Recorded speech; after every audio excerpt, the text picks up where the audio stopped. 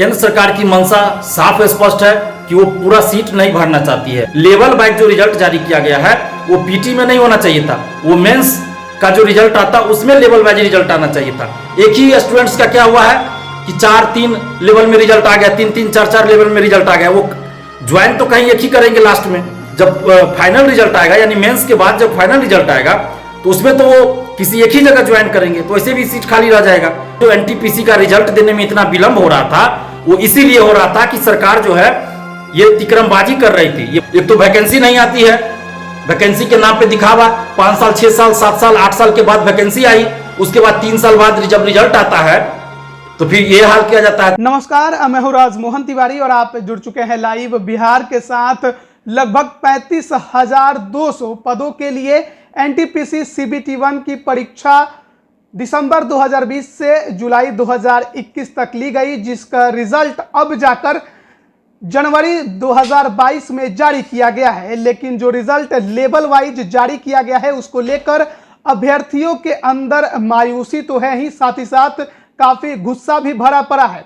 अब इसको लेकर छात्र नेता दिलीप भी मुखर हुए हैं, क्या कुछ कह रहे हैं पहले आप उन्हें सुनिए। नमस्कार दोस्तों, मैं दिलीप कुमार। दोस्तों, रेलवे एनटीपीसी सीबीटी 1 का जो रिजल्ट आया है वो कहीं से भी न्याय संगत नहीं है और ऐसा लग रहा है कि केंद्र सरकार सिर्फ बहाली के नाम पे दिखावा कर रही है और केंद्र सरकार की मंशा साफ स्पष्ट है कि वो पूरा सीट नहीं भरना चाहती है। यानी कि 35,000 से ज़्यादा जो सीट है, जितना भी वैकेंसी आई थी, वो सभी सीटें नहीं भरी जाएंगी, ये स्पष्ट हो गया। और कहीं ना कहीं इसके लिए रेलवे का जो निजीकरण किया गया है वो जिम्मेवार है और भविष्य में भी रेलवे का निजीकरण जारी रहेगा, जैसा कि केंद्र सरकार की पॉलिसी है। और रेलवे के निजीकरण से देश के युवाओं के साथ खिलवाड़ हो रहा है, उनको सरकारी नौकरी से वंचित किया जा रहा है।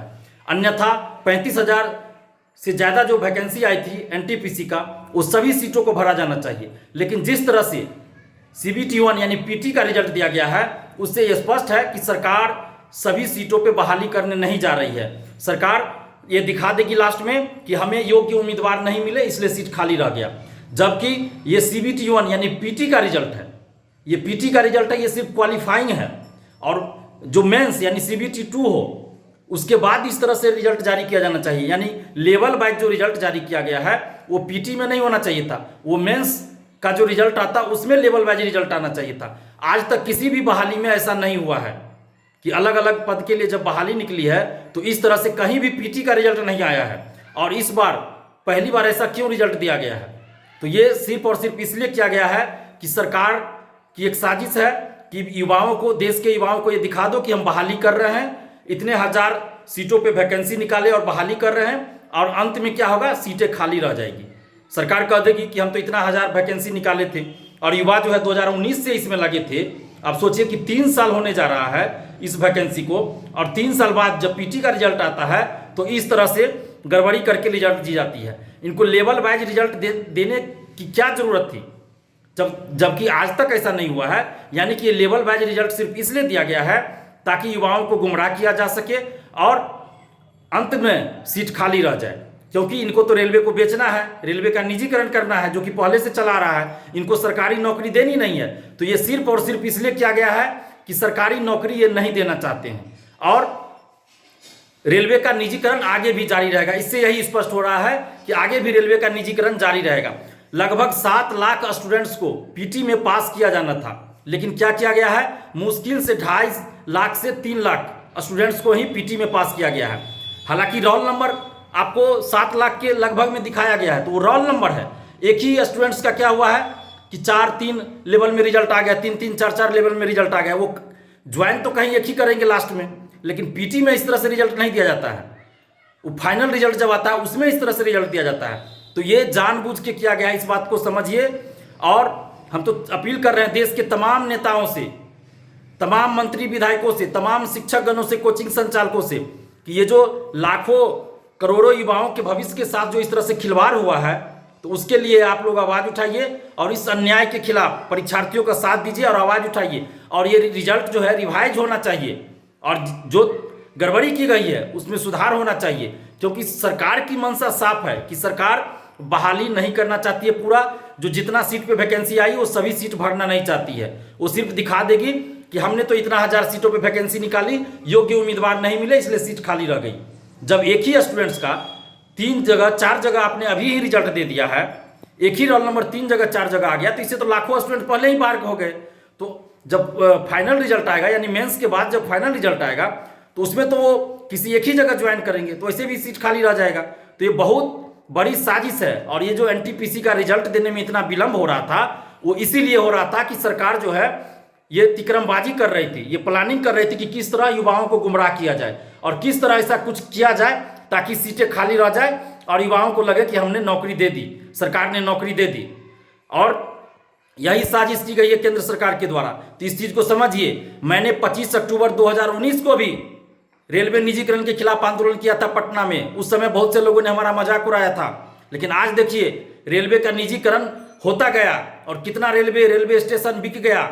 और आज रेलवे के निजीकरण के कारण ही आज ये स्थिति हुई कि एनटीपीसी का जो रिजल्ट आया है वो इस तरह से दिया गया है। तो ये बिल्कुल ही अन्याय है, युवाओं के साथ अत्याचार है, शोषण है। इसका विरोध होना चाहिए और रिजल्ट को रिवाइज किया जाना चाहिए, तभी युवाओं को न्याय मिलेगा। और अब तमाम परीक्षार्थियों से भी हम अपील कर रहे हैं कि आप लोग अपने हक और अधिकार के लिए आवाज उठाइए, क्योंकि आपके लिए वैसे भी कोई नेता लड़ने नहीं आ रहा है इस देश में। सभी को जाति धर्म से मतलब है, लेकिन कम से कम आप लोग तो समझिए इस बात को कि आपके साथ अन्याय किया जा रहा है। और अभी क्या करेंगे शिक्षक लोग कि आपको बरगलाएंगे, मेंस का बैच शुरू करेंगे, CBT 2 का बैच शुरू करेंगे, उसके लिए आपको बरगलाए। लेकिन इसमें जो गलत हुआ उसको सुधार करने के लिए आवाज उठानी चाहिए। और हम तमाम शिक्षकगणों से भी अपील कर रहे हैं कि आप मेंस का बैच स्टार्ट कीजिए, ठीक है, मेंस का भी बैच चलाइए, लेकिन इसमें जो अन्याय हुआ है, इसमें जो गड़बड़ी हुई है, उसको भी दूर करने के लिए आप प्रयास कीजिए ना, आवाज उठाइए। और जिनका CBT 1 में रिजल्ट है उनको भी हम दिल से धन्यवाद देते हैं, बधाई देते हैं। और आपसे हमारी कोई शिकवा शिकायत तो नहीं है, हमारी सरकार से है। जो मेरिट से पास किए हैं एनटीपीसी CBT 1 में जिनका रिजल्ट है, उनको बहुत बहुत बधाई। और वो CBT 2 के लिए अपना अच्छा से तैयारी करें, क्योंकि हम लोगों की लड़ाई सरकार से है। यहाँ स्टूडेंट से किसी की लड़ाई नहीं है, लड़ाई सरकार से है, क्योंकि सरकार ने यह अन्याय किया है, सरकार ने इतना बड़ा अन्याय किया है।